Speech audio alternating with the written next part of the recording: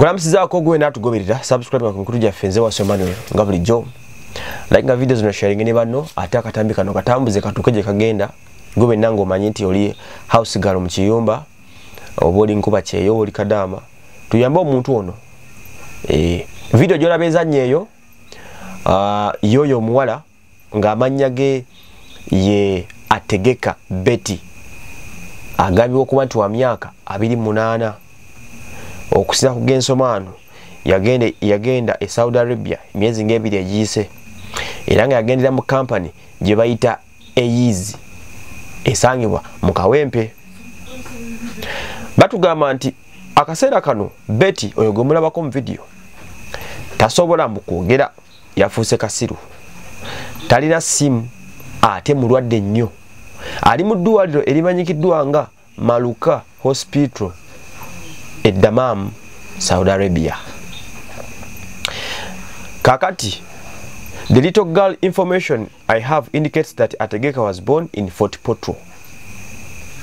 She had a man husband in Machindye n'abaana babiri. Abadde mu kiyumba okumala emyezi. Abadde mu kiyumba okumala emyezi 3. Kiribwe kiti. Betty has been in Saudi Arabia for only 3 months and spent 2 days in Muchiyumba. Like abaddeyo e Saudi Arabia emyezi egi naye okuva lwe yagenda e Saudi Arabia ali kundiri.